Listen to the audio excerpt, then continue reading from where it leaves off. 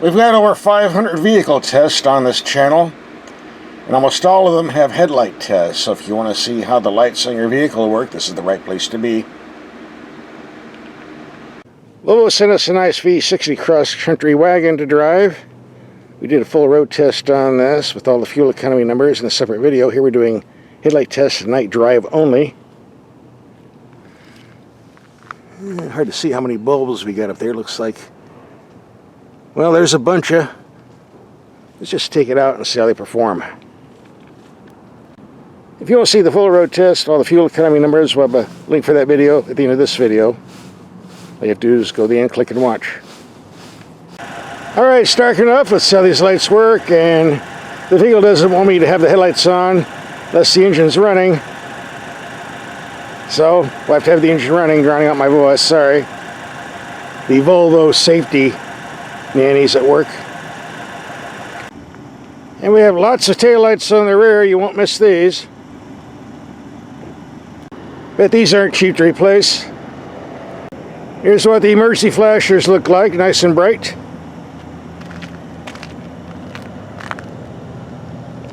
Here you can see them from the front on the outside mirrors.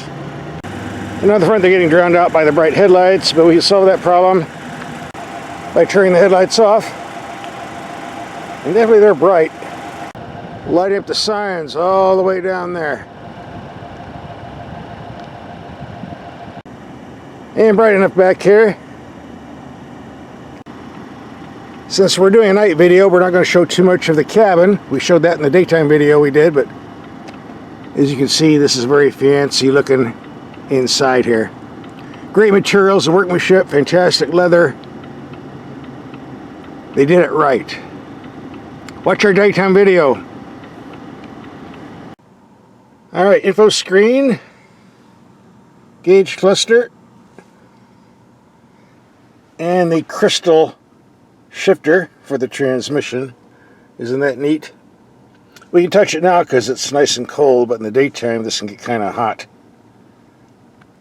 And the camera system is a bit on the dinky side, but really, does it really matter? How often do you use this anyway? And it's big enough to see what's in back of you. That's all that counts. I don't want a big 2-foot wide screen in my vehicle. Just takes up a lot of unnecessary space, so this is fine for me. If you watch my videos, I cannot stand auto-dimming mirrors unless they have a disconnect switch. I do not want to drive in heavy city traffic with blacked out mirrors. It's not safe. But apparently this doesn't have a disconnect switch. So I could turn it off by putting a piece of tape over the sensor hole, or reducing it by putting some transparent tape, which is a good idea, but we're not going to do that right now. Alright, let's turn on the bright, see if I can light up the building over there. See how much height we have. Ooh, nope. Bit on the low side, let's go somewhere else. Uh-oh. The full moon's coming out. It's a Halloween type moon in December. That means all the weirdos and vampire bats will be coming out in the parking lot, so we better hurry up and get out of here. If you're on the freeway at 75 miles per hour, it usually takes 175 to 200 feet to stop a vehicle, so you need headlights that reach out that far. So you can overdrive the headlights, and we're at 200 feet here, and the high beam's on more than adequate, but go low beam. Well, it's kind of weird. I can see the curb. There's a lot of black spots. About, 60% out to the 100%.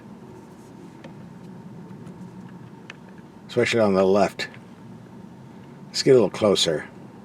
Alright, got the brights on. Now we can see what's going on here. A lot on the right. The black ghost on the left. Now we're at to 400 feet. And the high beams are reaching out like they're supposed to. No complaints here. Let's go to low beam. Well, we knew that was going to happen. We saw that at the 200 mark. These are a little bit shorter than I would prefer. I can tell you how far they're going out because it's so fuzzy. You got some reaching way out and some spots they're not. we'll take it out in the street and see if we can do some more testing. Maybe the freeway if we get time. One good feature this vehicle has, though, the active headlights, where the headlights turn the same direction you're doing the steering wheel. I'm turning the steering wheel right, the headlights are turning right, left, right. Great for taking corners on mountain roads. And it works in high beam as well. Some vehicles only works in low beam. And these are very, very wide and aggressive. If you do a lot of driving on backcountry roads or a lot of curves, you're really going to love this. And we also have side lights. Turn the steering wheel to the left. Lights up, so you don't run over all the winos sleeping in the parking lot. This does have an automatic setting where the vehicle turns the brights on and off depending on oncoming traffic. If you want to use a system like that, might be a good idea on these lights. This is what I call the Big Dipper. A lot of roads are like this on backcountry trails, and got the brights on right now. I can see barely on top, but go low beam. I have no idea what's on top of the road here. It could be an elephant. I wouldn't know, and that's why I like headlights that show a little bit more on top. That's why you need to put the brights on if you're driving on backcountry roads as much as possible, or put it in the automatic mode. Time to do some dark, dingy street driving. Got the high beams on, reaching out. Got the low beams, not so much. Yeah, let's run over the pedestrian. Only see half of him at this range with the low beams on.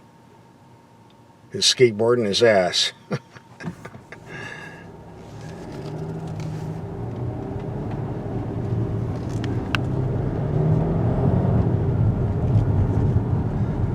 Well, I can't complain about the high beam setting. These are like torches. So it doesn't make up for the, what I consider kind of mediocre low beam. In extremely close range, we can see the difference between the high and low. These 50-50 split things really bug me. You can't see anything up here, everything down here. There's some German cars that solved this problem, like the ones I had on the BMW. You could see all over the place. I don't know why. People just don't do some more research in the engineering department. So on the freeway, got the low beams on. Now the highs, lining up the whole countryside. Yep, high beams are good.